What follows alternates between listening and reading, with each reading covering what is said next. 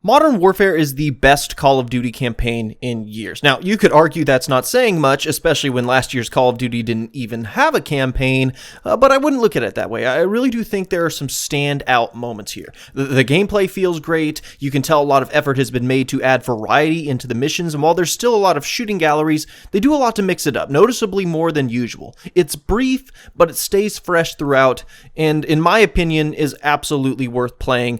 And I wanted to start with that, because while I think the campaign is good, almost great, there was one aspect that stuck out to me enough to the point where I felt compelled to make an entire video about it. And that's Call of Duty Modern Warfare's clear and obvious attempts at being a controversial game. And while it certainly nails quite a few of these moments, most of them even, I also think it tries way too hard to be controversial, to the point where it almost felt immersion breaking. These moments are designed to stir an emotional reaction. They're supposed to make you feel more immersed and more invested, and I think they occasionally had the opposite effect. And let me be clear, I'm not someone that's easily offended. That's not what this is about. I wasn't offended by anything I saw. Modern Warfare depicts a lot of horrible things, but I don't take issue with that. Games are a very powerful medium with perhaps the greatest storytelling potential across all forms of media, and so I'm okay with everything Modern Warfare tried to do and show us.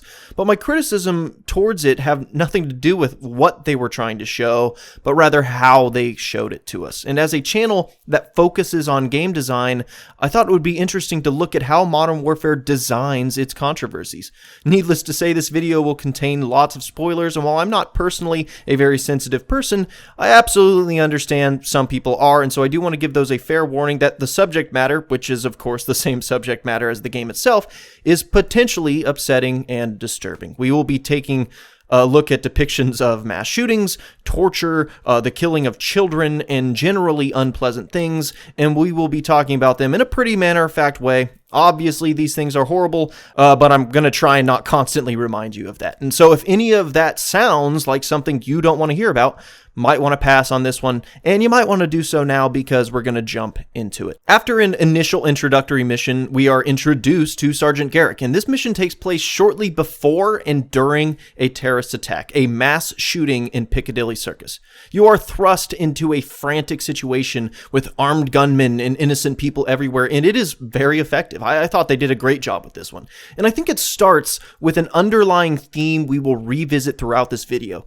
You are in control. You are not watching it in a cutscene. The people dying around you wouldn't have died if you shot the gunman first. And while you can't save everyone in this mission, that only makes it more powerful. It feels overwhelming. It feels desperate. The way the other squad members frantically talk on the radio and update the situation, the countless civilians running away that not only sell the scenario, but impact the gameplay as well in regards to making sure you don't shoot them. And not that there isn't any scripted elements here. There are, but the reason this scene works is because it doesn't show you a mass shooting. It places you right in the middle of one. And the fact that you can save people, for instance, you can interrupt this execution if you're quick enough, it makes you feel more invested, wondering, could I have done more here? It's very short, but in my opinion, effective and well done until you get to the end. At the end, you are shown something horrible. You meet up with Captain Price and come across a civilian with a bomb strapped to them. There's no gameplay here. You just simply don't have enough time, and Captain Price pushes you down and flips the dude over the balcony so he can explode a safe distance away. So a couple of things about this part. A, the Hurt Locker's not that old. The exact same thing happened in that movie, so the moment really wasn't all that shocking. It felt kind of forced in there. But more importantly, the emotion of you can't save everyone that it was trying to convey was literally just conveyed far more successfully by the entire mission leading up to this point. So not only was this scenario ripped right out of the ending of the Hurt Locker, despite this being the beginning of the game and having nowhere near the amount of plot progression the Hurt Locker did when it had its moment, but the feeling it was trying to capture was already captured in a much more powerful manner moments before. Regardless, overall, I still think the mission successfully does what it's trying to do, and if this uninteractive moment was the only instance of this happening, I probably wouldn't have even mentioned it or thought about it. but it's not. One of my biggest issues with how Modern Warfare handles its atrocities is the sheer pace at which it delivers them. It wants to be controversial all the time. In almost every single mission, it tries to be provocative, and it doesn't give the player enough time to breathe. It almost desensitizes you to itself. The very next mission after the terrorist attack in Piccadilly, you are guided through a town currently being occupied by a hostile force. In this mission alone, you see forced labor, innocent civilians being attacked, people being hung from a beam, and then a guard walks over to some woman and turns her around, forcing her to watch. Then you come across the site of a mass execution, and you have to hide amongst the bodies so you can't be seen. And do you remember when I talked about that first mission and how you were in control? Well, a good portion of this mission plays out more like a war crime themed haunted house that you walk through. It feels forced, and unfortunately, there are a lot of moments in this game that come across like that. And none is more exemplified than by the embassy mission that takes place a little later in the game. Now, I still like this mission overall, but there was a moment that just really broke my immersion here and kind of pushed me to make this video. It starts off with a siege on this embassy currently holding a big terrorist leader, and naturally is another scenario of innocent civilians being killed. Not unlike Piccadilly, although the context of it happening here is different enough to where it doesn't feel like a retread. But still, that's just the backdrop. Very early on, you come face to face with the Butcher. And remember at the start of this video where I said the early moments are so impactful because it places you right in the middle of a horrific event and forces you to act? Well, this mission places you on one side of a bulletproof glass and forces you to watch. Watch the murder of a father right in front of his child, and then the child himself. Now, in media, the depiction of children dying is considered a very big no-no typically, and if included, is usually done so very carefully and to make a significant point, whether in regard to driving the plot or to evoke a strong emotional reaction. Here's why this scene fails to do either of those things for me. Because like a lot of Modern Warfare's moments that don't land, it feels way too forced. The game tries to simultaneously plant the seed that this person you met is obviously a very bad guy, while also creating a moral dilemma for the player by this person threatening people in an attempt to get you to open the door and save them. Opening the door leads to him instantly shooting you and ending in a fail state, so really, we're just supposed to sit and watch this happen. And when he shoots the guy, it's like, okay, we got it. He's a bad dude. And then he quickly grabs the kid, briefly threatens to kill him if you don't open the door, and then because of the unwritten rule that you can't show children dying, they have the kid temporarily break free and run into a cloud of smoke so that the bad guy can shoot him without showing it, as he mutters, "No mercy." Which is immediately, of course, followed by the noise of a keycard activating a door, meaning you can now move on to the next part of the mission. It is so staged and so forced, it literally feels like a scene, to mimic my previous example, from one of those haunted house rides that theme parks set up during Halloween time. It is completely immersion breaking. And I just sat there picturing a bunch of dudes in an office talking about it. Like, all right, so we're going to kill this kid, right? We're going to shoot his dad, and then we're going to shoot him, and it's going to be super controversial, and everyone's going to take our story really seriously. Yeah, are we really going to show that? It's kind of messed up. Well, okay. Well, what if we just make it implied then? What if we force the main character to turn their heads? Wait, oh no, we can't do that because they have to be in control for this segment. Because we want there to be a button prompt on the door that they have the option to open, making them feel like they let this kid die, even though they're not really in control because opening the door instantly kills you. But bottom line is, player's going to have to watch it happen. Okay, well, let's just have the kid temporarily break free and run into a cloud of smoke or something. Oh, and then because the bad guy is super bad, he'll say, like, "No mercy," and it'll just be really, really messed up. Like, what, why? Why did you have to do this? Why?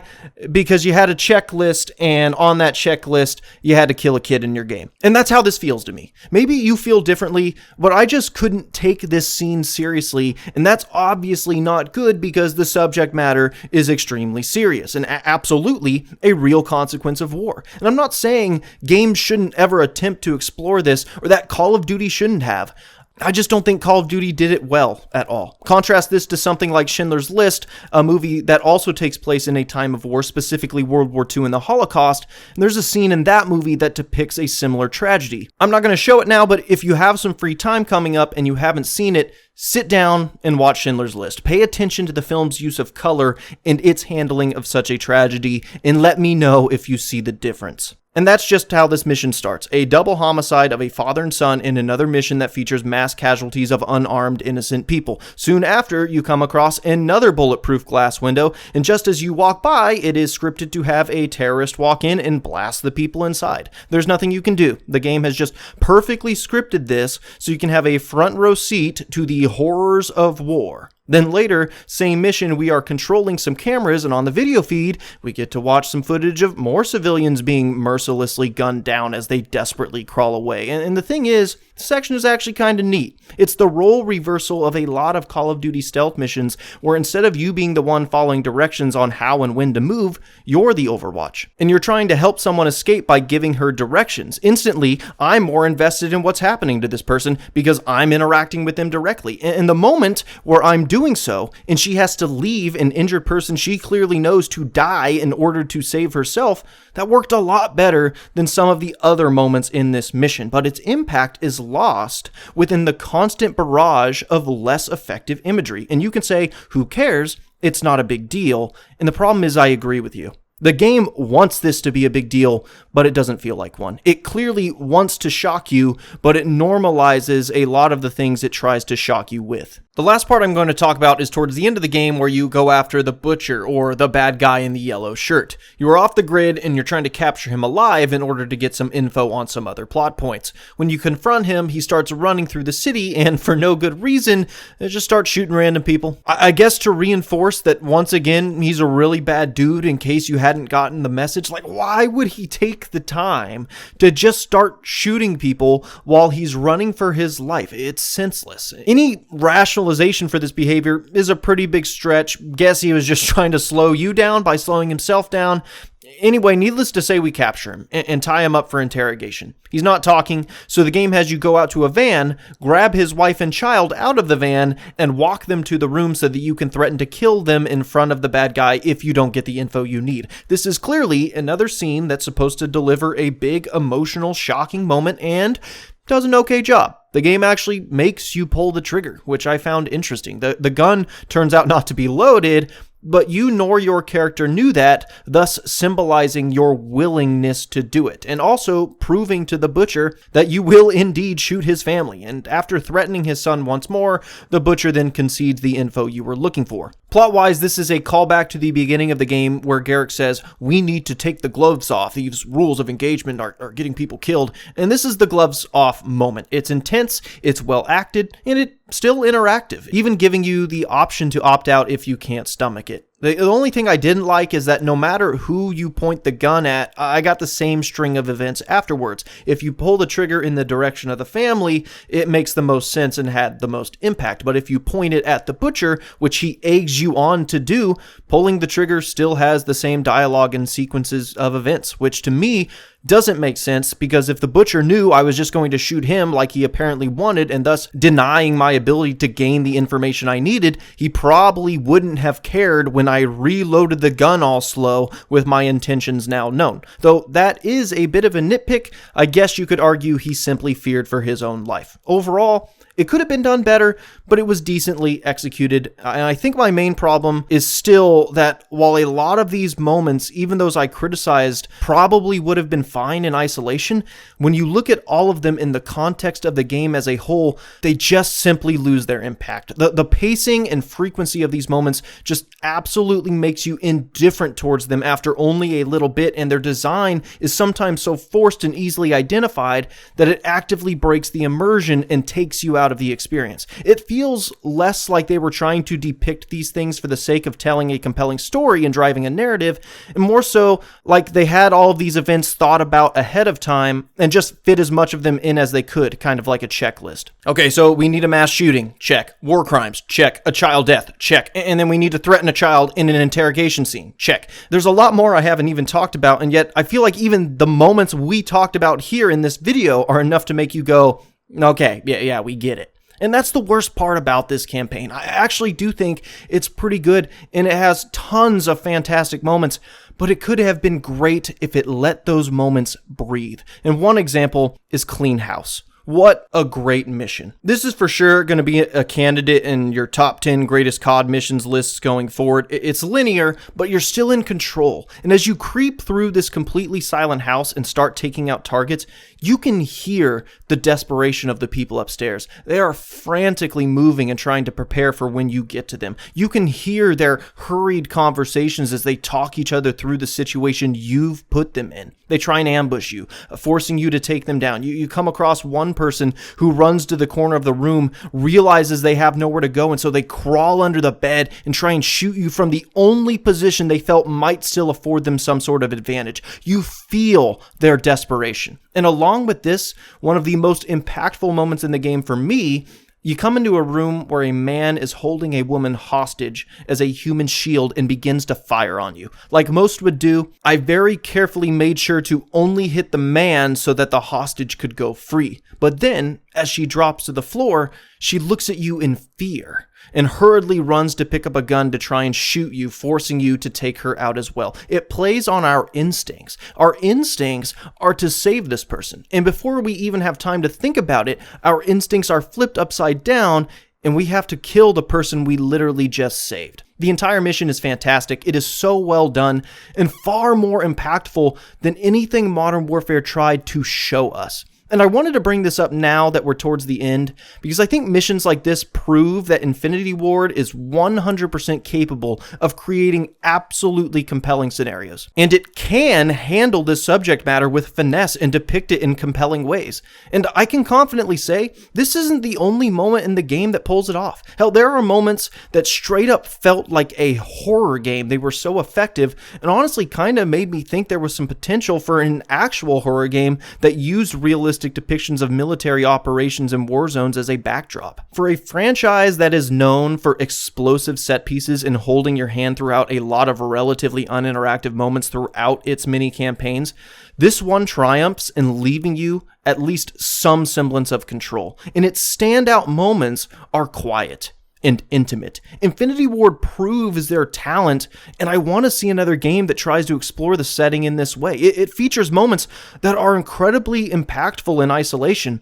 but are unfortunately lost in a sea of moments that felt forced and unnecessary. And if anything is taken away from this video, it's that I don't want Infinity Ward to be afraid of controversy, but they don't need to try and be controversial. In the future, I hope they let these more developed moments breathe and not constantly feel like they need to shock and horrify you at every turn, because it ironically has the opposite effect here. Because there's no point in designing a controversy if you desensitize the people who'd even care in the first place.